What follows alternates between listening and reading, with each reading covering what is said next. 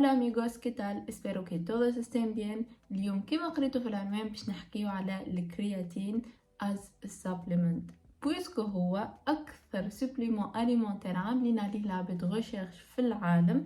ف it's so important إنه نحكيو عليه ونعملوا له فيديو خاص به.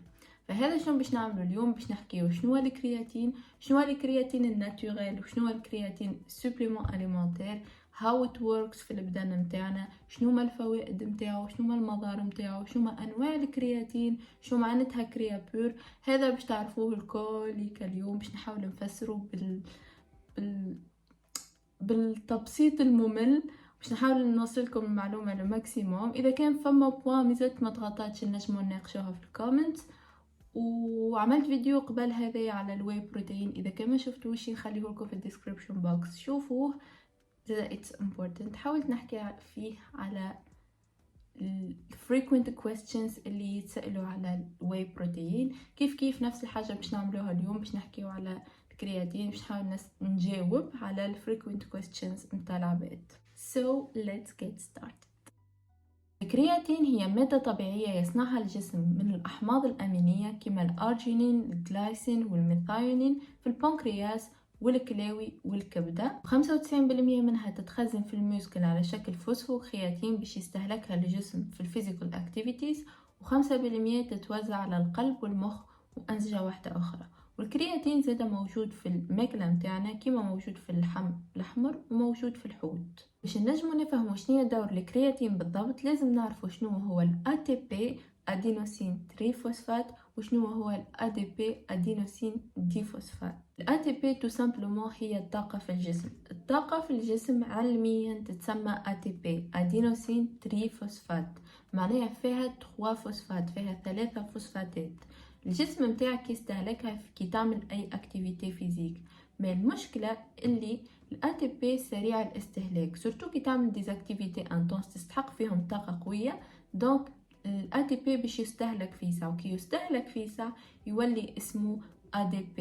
ADP يعني أدينوسين ديفوسفات، يعني فيه فوسفاتين أكهو. ولهنا يجي دور الكرياتين اللي يعطي فوسفاتا للADP باش يشحنوا ويردوا ATP وينجم الجسم يستهلكوا في ليزاكتيفيتي فيزيك. معناتها تو سامبلومون تنجموا تقولوا اللي الكرياتين هو تشارجر متاع الموسكل. لكن ساعات البرودكسيون تاع الكرياتين الطبيعيه في الجسم ما تكفي، سورتو كان انت انسان تعمل سبور وتعمل اكتيفيتي فيزيك، دونك تستهلك برشا ATP، دونك تستحق اكثر كرياتين. وساعات جسمك يستحق كرياتين اكثر من اللي ينتج الجسم طبيعيا، اللي هو بين 1 جرام ل 2 جرام في النهار، ودون اللي يجيك من الماكلة اللي هو يجي من الحوت وإلا من اللحم. بالنسبة للفيجن وإلا الفيجيتيريان راو الميز متاعهم تقريبا 0 كرياتين، فالجسم متاعهم باش يعتمد على البرودكسيون ناتوريل أكهو. ما احنا اليوم باش نحكيو على الانسان الطبيعي اللي ياكل حوت واللحم. اذا كان انت تاكل حوت والا لحم في النهار بالكدا، دونك باش يجيك بين جرام 2 جرامات في النهار كرياتين من الماكله. دونك نحكيو التوتال بين 3 ل 4 جرامات كرياتين بين برودكسيون ناتوريل ومن الماكله. الجسم الطبيعي يحتاج بلوز او موان 2 جرامات كرياتين باش يعمل اكتيفيتي نورمال، باش تتحرك عادي، ما تعملش اكتيفيتي فيزيك وسبور وكل، لا، جوست باش يعيش نورمال، باش تتحرك ديلي اكتيفيتيز وكل، تحتاج بلوز او موان 2 جرامات. ما بالنسبه للعباد اللي تمشي للجيم وتعمل فيزيكال اكتيفيتيز قويه بلوز او موان قويه، باش يستحقوا بين 3 ل 5 جرامات كرياتين في النهار. امام فما عباد تستحق اكثر من 5 جرامات. لهنا باش يجي دور الكرياتين كمكمل غذائي اللي باش نلقاوه على شكل باودر، على شكل حبوب، على شكل كبسولات، على شكل ليكويد، ونجم نلقاوه زاد على شكل انرجي بارز. السؤال اللي يطرح نفسه، الكرياتين كيفاش يتصنع؟ بويسكو فما اكثر من واحد، اكثر من ماركة، اكثر من براند يبيع الكرياتين، دونك تحير منين تشري. باش نحكيكم اول حاجه على صناعه الكرياتين، ثاني حاجه كيفاش تعرفوا اللي الكرياتين باهي والا لا. اول حاجه نحب نقولها لكم اللي الكرياتين فماش طريقه واحده باش يتصنع بها، يعني مش تحط مع ب يطلع لك الكرياتين، لا، فما اكثر من طريقه كيفاش يصنعوا الكرياتين. فما طرق تعطيك كرياتين نقي وبيور ويكون اكثر آمن باش تستهلكو، وفما طرق ما تعطيش كرياتين بيور. عنا بلاصتين مشهورين أو بلدين مشهورين بصناعة الكرياتين اللي هما ألمانيا والصين. في ألمانيا عملية صناعة الكرياتين تمر بمراحل واضحة. يجيبوا مادة اسمها صوديوم سالكوسونايد باش يزيدوها الأسيتيك أسيد ويسخنوهم مع بعضهم، وبعديك باش يضيفوا عليهم مادة اسمها سيانامايد ويخليوها تبرد لين يولي الخليط هذيك يولي كريستاليزي، يولي كي دايموندز، باش يصفيوهم ويجفوهم، والنتيجة باش نحصلوا على الكرياتين بجودة عالية، ونسبة النقاوة متاعه تنجم توصل 99.99%. والدواء باش نجيو للصين، نظن عرفتوا وين موجود الكرياتين النقي وين موجود الكرياتين اللي فيه شوائب. قالك في الصين فما أكثر من طريقة باش يصنعوا بها الكرياتين، والبروسيس ماهوش مراقب، دو تل فاصون ينجموا يزيدوا إضافات أخرى تكون يعني مواد خطيرة، مواد يعني فيها شوائب. خلنا نعطيكم مثال. قالك في الصين مع الساركوسونيت، مع الصوديوم ساركوسونيت باش يزيدوا مادة اسمها او الكيليزوريا والا اس الكيليسوثوريا، اسمها يسر طويل ما نجمش ننطقه، تنكتبه لكم. وباش يزيدوا زاده الكرياتينين والديهيدروتريازين والديسيانيدبامبام والرصاص يزيدوه الزئبق. يب.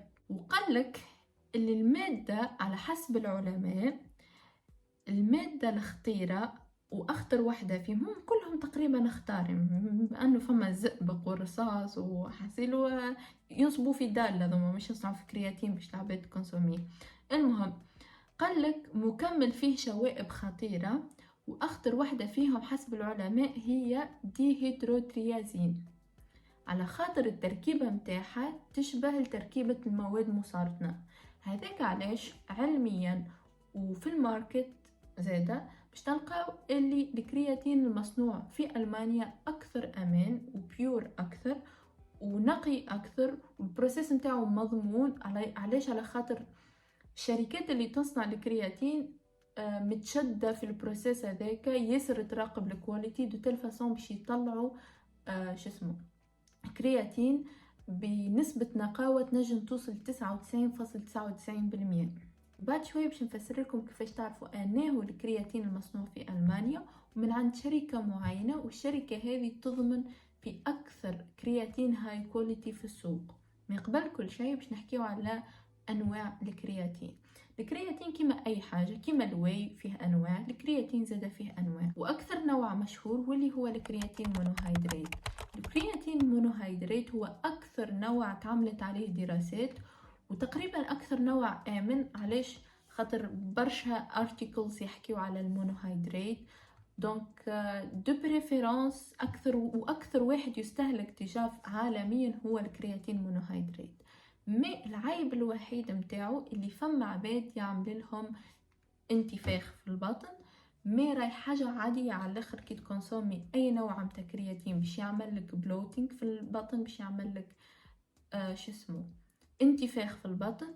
دو تيل فاسون باش تتجنب الانتفاخ هذاك لازم كي تكونسومي كرياتين تشرب برشا ماء في نهارك، تشرب بين إترتين 3 إترات ماء باش تتجنب الانتفاخ متاعو.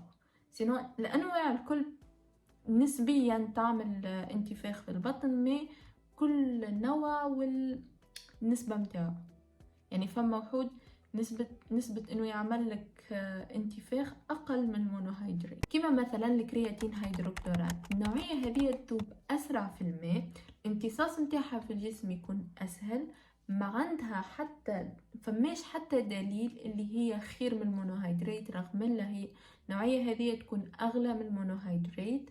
الاشي الوحيد الباهي فيها اني ما تعملش انتفاخ، دونك العباد اللي يعمل لهم انتفاخ المونوهيدرات حتى وكي يشربوا ماء، دونك منصوح ياخذوا الهيدروكلورايد، رغم لا باش تعطي نفس الحكايه كيما المونوهيدرات، جوست الحاجه الوحيده انه ما يعملش بلوتينغ. نتعداو لثالث نوعيه من الكرياتين اللي هو الايثيلستر. النوعيه هذه تنشرت عليها برشا اشاعات اللي هو خير من المونوهيدرات في الامتصاص في الجسم، ماهوش صحيح. الايثيل استر ماهوش خير من المونوهيدرات، وما فما دراسات اثبتت اللي هو اقل فعاليه من المونوهيدرات في زياده مستوى الكرياتين في المسكل. نتعداو الرابع نوعيه واللي هو الكرياتين نايتريت. بالنسبه للنوعيه هذه يزيدوها النيترات باش تزيد في تدفق الدم في العضلات، دوكو كي تترينا باش يعطيك بامب احسن. اكهو اغلى من المونوهيدرات وما عنده حتى فايدة اخرى غير انه كي تترينا يوريك بامب احسن. بس نتعداو لاخر نوعين واللي هما الكرياتين سيتريت والكرياتين ماليت. واحد يزيدوه الاسيد سيتريت، واحد يزيدوه الاسيد ماليت ولا مالك اسيد، ما نعرفش نسميوهم علميا. المهم يزيدوهم الاسيد هذوما باش يحسنوا من الذوبان متاعهم. هما نوعين مختلفين، وما فماش حتى دليل اللي هما يكونوا خير من المونوهيدرات. ما باش واحد فيهم نختاروا مثلا سيتريت، باش سيتريت يعطيك نفس الافكتيفنس نتاع المونوهيدرات لازم تكونسومي مثلا على كل دوز مونوهيدرات لازم تكونسومي دوزتين سيتريت باش يعطيك نفس الافكتيفنس. دونك باش تكونسومي اكثر، دونك باش تستهلك اكثر، دونك باش تشري اكثر. هلو جايز، جست حبيت نقول لكم اللي مفماش كاش الانواع ذوكم الكرياتين، راهو فما اكثر انواع اخرين كيما البافريت كرياتين، كيما المايكرونايزد كرياتين، كيما البي بي ان كرياتين، كيما برشا انواع اخرين. ما انا حاولت ناخذ لكم اكثر وحود مشهورين وفسرتهم. دونك راهو ما فماش كان الانواع ذوكم، انا ما حكيت لكمش على انواع الكل نتاع الكرياتين، واللي يحب اكثر يعرف الانواع نتاعهم ينجم يدخل يشوف، ولا نخلي لكم لينكس في الديسكريبشن بوكس. كملوا الفيديو. دونك باش نلخصوا كل شيء، اكثر نوع مضمون هاي كواليتي نقي، تعملت عليه دراسات، تكونسومي فيه العباد، شو اخر ماهوش غالي، هو المونوهيدرات. واذا كانت تحب على حاجه مضمونه باش تكونسوميها وتكون مرتاح، لوج على كلمه كريا بور ولا كريا بيور، موجوده على حكه الكرياتين على جنب من قدام من تالي. كي تلقى كلمه كريا بيور معناتها الكرياتين هذاك مصنوع في المانيا من قبل شركة معينة اسمها ألس خام ولا ألس شام ولا ألس ما نعرفش ALZCHEM. ماركة هذه ولا الشركة هذه تضمن هاي كواليتي نتاع كرياتين. مخك يقف نسبة النقاوة نتاع الكرياتين اللي تضمنها الشركة هذه 99.99%. علاش؟ على خاطر البروسيسوس نتاع صناعة الكرياتين عندهم ياسر ياسر ياسر ستريكت. والسؤال اللي يطرح نفسه، اسكو لازم يكون فيه كريا بيور باش نكونسوميه؟ راهو لا، ما لازمش يكون فيه كريا بيور باش تكونسوميه. فما برشا انواع مصنوعة في المانيا و هاي كواليتي ونقاوة زادة عالية، ما هيش مكتوب عليها كريا بيور. كريا بيور جست علامة تجارية عاملتها شركة ألس خام ولا ألس شام، ما نعرفش كيفاش تنطق الشركة بوسكي هي ألمانية، سي نورمال ما نعرفش كيفاش ننطقها. المهم والله لحظة،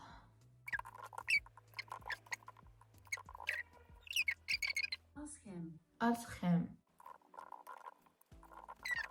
ألس شام ألس شام ألس خام، اسمها شركة يكون لنا وكهو. علاش نكسر في راس؟ ألستشم. المهم شركة اسمها ألستشم ولا ألسخم we don't know. المهم الكرياتين متاعها باهي. الكرياتين الشركة هذه هي اللي العلامة التجارية متاعها كريا بيور، ضمانا انه الكرياتين بيور ونسبة نقاوته عالية. وفما زيادة شركات اخرى ما هيش مكتوب عليها كريا بيور، خاطرها ما هيش شركات اخرى غير الشركة هذيك، دونك ما هيش كاتبة كريا بيور، ما زاد الكرياتين متاعها نقي. شكون هم العباد اللي سوبوزي ياخذوا الكرياتين؟ اي انسان يترينا مهما كانت نوعية الانترينمون ينجم ياخذ الكرياتين. علاش؟ على خاطر يقوي في البرفورمانس ويعاونك باش تجيب طاقة ويعاونك باش تبني موسكل.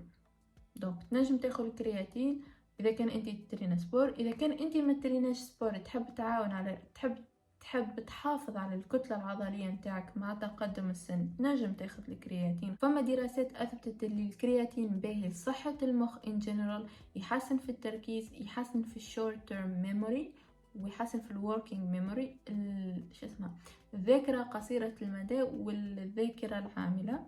اذا كان تحبوا تفسير اكثر نخليكم لينكس تنجموا تقراوا اكثر على الموضوع. لكن فماش حاجه بارفيت كما قلت لكم، راهو كيما ينفع كيما زاد ينجم يضر. الكرياتين كما قلنا يعمل انتفاخ، يعمل بلوتينج، يعمل الغاز.